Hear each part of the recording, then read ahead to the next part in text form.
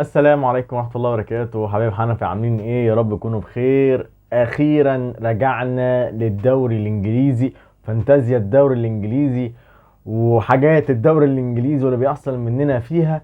هنعمل ايه؟ هنجيب مين؟ ما نجيبش مين؟ مين اللعيبة اللي ما تخرجش بره تشكيلتنا؟ كل ده هنتكلم فيه، يلا بينا.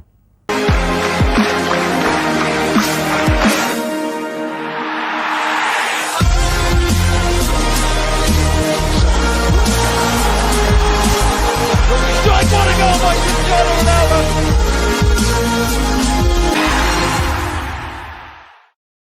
والله وحشني التتر بتاع الفانتازيا الدوري الانجليزي، والله وحشتني حتى الميوزك بتاعتها والاغاني بتاعتها.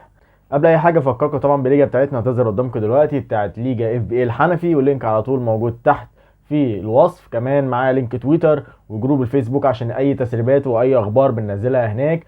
ومش عايز افكركم بقى باللايك المتين بتاعكم الحلو الجميل، وتعمل سبسكرايب القناه وتفعل جرس التنبيهات عشان اي فيديو جديد يوصل. هنتكلم على افضل لعيبه المفروض ما تخرجش بره تشكيلتك خالص، وكمان هنتكلم في اخر الفيديو على حاجات مهمه جدا، الانذارات، اللعيبه اللي واخده الانذارات. وكمان هنتكلم على الحاجه الجديده اللي عملتها الفانتازيا معانا اللي هي الفرصه الثانيه. فخليك متابع معايا لحد اخر الفيديو عشان نعرف ايه اللي بيحصل بالظبط. هنمسك مركز هنتكلم عليها بتاعته، واول مركز هنتكلم فيه وهو حراسه المرمى. مين اكتر اتنين حراس ممكن يبقوا عندنا في التشكيله ما نطلعهمش براهم؟ هو رقم واحد بالنسبه لنا والناس اللي بتتكلم عليه الفتره دي كتير، وهو كيبا حارس تشيلسي. الناس بتقول كمان ان هو اصلا عليه علامه صفراء وممكن ما يلعبش. لا، الراجل النهارده اتمرن في التدريبات ومفيش اي مشكله فيه خالص. سعره 4.5 مليون، سعره جميل جدا، ونسبه الامتلاك 2.8. وكمان المباريات اللي بيلعبها هيلعبها الماتشات الجايه حلوه يعني في الجولات اللي جايه. وهو كمان عنده بورنموث وعنده نوتنجهام فورست وعنده السيتي، عشان يبقى عنده الدبل في الجوله 19 يبقى عنده السيتي وفولهام وكريستال بالاس، وبعد كده هيبقى عنده الليفر. فلحد الجوله 20 يعتبر مفيش غير ماتش يعني السيتي في الجوله 19 في الدبل، هو الوحيد اللي هيبقى صعب. عشان كده يبقى قصاده على طول هنفكر في مين؟ هيكون الحارس وورد، حارس ليستر سيتي، اللي نسبته 29.4 وسعره 4.1. الراجل ده بيعمل تصديات هايله جدا، وطبعا سعره خرافي جدا 4.1، يعني اي حاجه ارخص حارس ممكن نشوفه. طبعا ماتشاته هيبقى حلوه جدا، يعني هيبقى عنده نيوكاسل، في ليفربول، في فولهام، في نوتنجهام فورست، في برايتون، في استون فيلا، في توتنهام.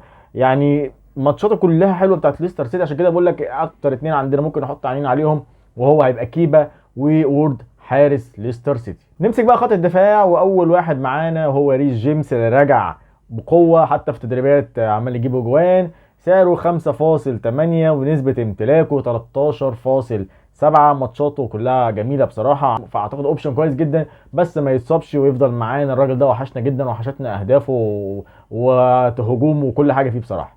رقم اتنين اللي ما طلعش بره تشكيلاتنا من ساعه ما جبناه وهو تريبيير، نيوكاسل. سعره 5.9 ونسبه امتلاك 65.2. نسبه امتلاك ضخمه جدا بصراحه، انا شايفها اضخم واحد مدافع جاء في نسبه امتلاكه. عنده مين تريبيير؟ الماتشات اللي جايه يبقى عنده ليستر سيتي، في ليدز، في ارسنال، في فولهام، في كريستال بالاس، في وست هام، في بورنموث. فتريبيير برضو على وضعه ما يتغيرش معانا يا جدعان. معاه فاولات، معاه كورنرات، معاه اسيستات. الراجل ده بيعمل كل حاجه في الكوره، ويا رب ما يتصابش يفضل معانا. المدافع رقم 3 معانا وهو المدافع البرتغالي كانسيلو، مدافع مانشستر سيتي. سعر 7.4، طبعا سعره غالي. نسبة امتلاك 53.3. ماتشاته حلوة اللي جاية برضو، يعني الجولة 17 و 18 حلوين. عنده ليدز وعنده ايفرتون، بعد كده عنده ماتشين صعبين شوية اللي هو تشيلسي ومانشستر يونايتد، وبعد كده الدبل بتاع الجولة 20 عنده كمان توتنهام، بعد كده عنده وولفز. فماتشاته الى حد ما كويسه، بس كرانسيلو احنا عارفينه برضه لما بيرجع الفورمه بتاعته بيبقى عامل ازاي. خلصنا خط الدفاع، نخش بقى على خط النص، واول واحد هنتكلم عليه وهو محمد صلاح. طبعا رقم واحد بالنسبه لي انا، على الاقل في ناس ممكن تجيب دي بروين، مفيش مشكله خالص بالنسبه لي. محمد صلاح 12.8 نسبه امتلاك 32.9. هي نزلت طبعا كتير، بس هو يعتبر ديفرنشال بقى الفتره ديت. ليه بقى يا باشا؟ لان بص جدوله عامل ازاي، يعني جدوله مليء بالحاجات السهله الحلوه، السهل الممتنع بالنسبه لمحمد صلاح. طبعا هو مريح، ما راحش كاس عالم، فهيبقى عنده استون فيلا. وبعدين في نقطه في استون فيلا، ان الحارس اللي انا اصلا بصراحه ما بقتش احبه بصراحه، يعني انا كنت بقول عليه اخطبوط حارس استون فيلا، حتى مش عايز اقول اسمه بسبب الحاجات الغير اخلاقيه اللي بيعملها. انا مش عايزه اصلا يبقى موجود، احتمال كبير ما يلعبش عشان هو لسه راجع من كاس العالم. فممكن نلاقي الحارس البديل بتاع استون فيلا واقف، فيبقى فرصه محمد صلاح الديفرنشال بتاعنا انه يهدف في الماتش ده. هيبقى عنده طبعا استون فيلا، في ليستر، في برنتفورد، في برايتون، بعد كده عنده تشيلسي وولفيز وايفرتون. عنده ماتشات كتيره جدا يعني من الجوله ال 17 انا شايف لحد الجوله ال 28، من 17 28 شايف كل الماتشات دي كلها سهله لليفربول بالنسبه لمحمد صلاح. فرقم واحد بالنسبه لنا هو محمد صلاح في خط النص. رقم اتنين في خط النص وهو اللي ما طلعش من تشكيلتنا، واللي كان مطلعه كان زعلان وجاب ناس تزعل معاه، وهو الميرون نيوكاسل خط النص. طبعا احنا الراجل ده كان مبدعنا لحد قبل كاس العالم، 6 في 6 بونت، في 8 بونت، في 12 بونت. الراجل ده كان مظبطنا وحرام يطلع من تشكيلتنا اصلا.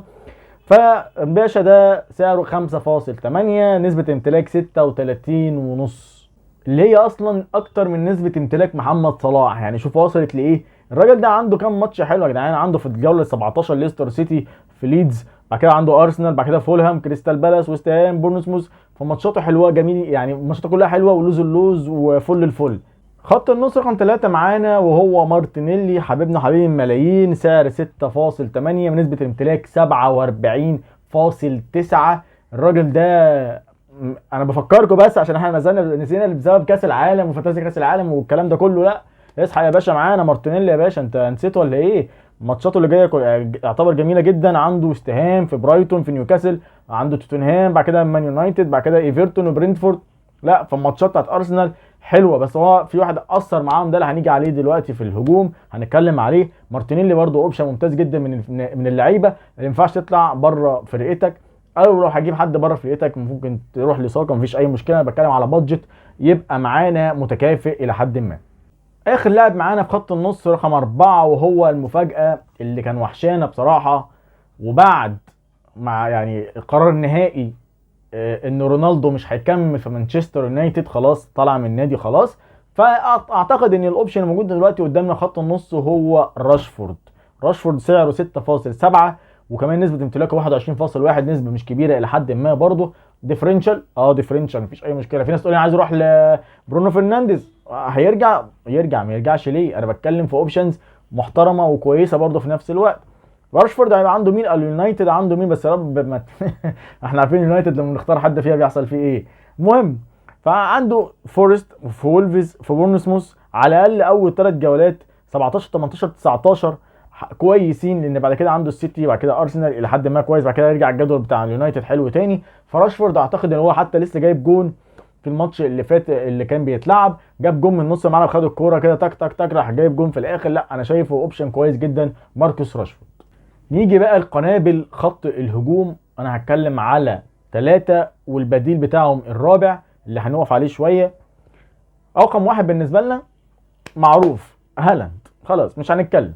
سعره 12.2، نسبة امتلاك 83.1. الباشا ده هيبقى عنده مين؟ القنبلة الذرية هيبقى عندها مين في أول بداية الفانتازي؟ الجولة 17 هيبقى عنده ليدز يونايتد، بعد كده هيبقى عنده ايفرتون، بعد كده هيبقى عنده في الجولة 19 تشيلسي، بعد كده هيبقى عنده دبل في الجولة 20 اليونايتد وتوتنهام، بعد كده الجدول يرجع ظريف تاني معاهم.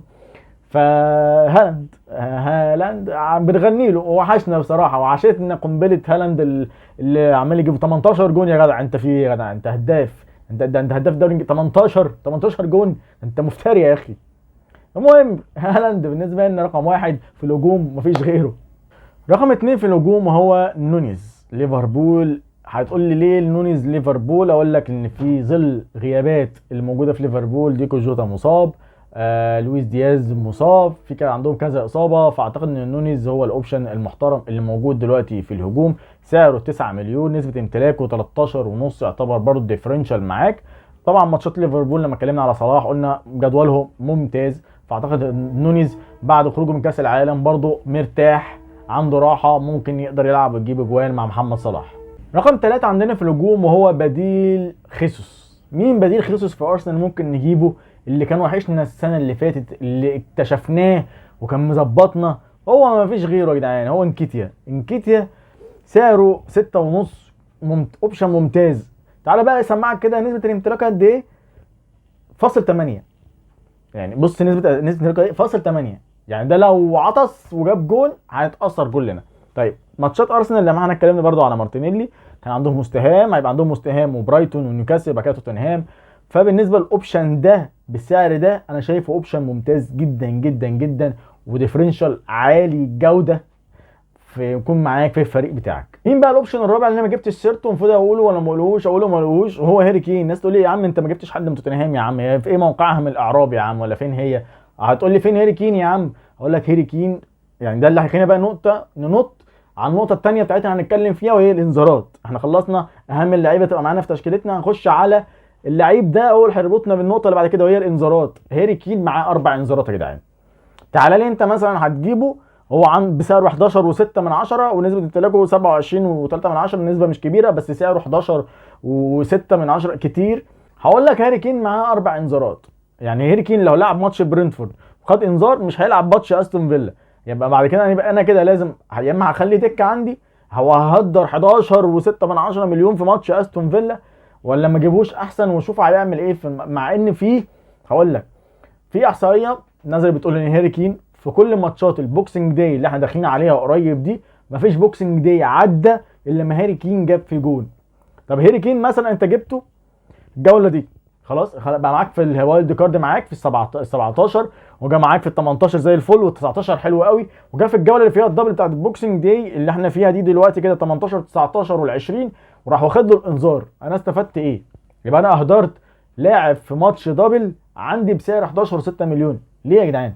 يعني دي وجهه نظري، دي حاجه ترجع لكم طبعا اولا واخيرا، وعايز اقول لكم في الكومنتات هل انا كده بتكلم صح ولا انتوا عندكم وجهه نظر تانية تناقشوني فيها في الكومنتات برضو، هستنى رايكم وردكم معايا. فده من وجهه نظري ان هاري كين عشان واخد 4 انذارات ممكن يعني يبقى عقبه معانا زي اللعيبه اللي هقولها دلوقتي اللي انا كاتبها عندي حاصلين برضو على 4 انذارات، والخوف ان هم ياخدوا الانذار الخامس في ماتش ما وما يلعبوش في الجوله اللي بعدها. مين الناس دي اللي واخده 4 انذارات؟ هو اول واحد مدافع معانا هو مدافع ارسنال صليبه واخد 4 انذارات، ومدافع نيوكاسل شار واخد 4 انذارات. بالنسبه لخط النص ماك أليستر بتاع برايتون واخد 4 انذارات. وبالنسبه لاستون فيلا معانا بيلي ورمزي الاثنين واخدين 4 انذارات.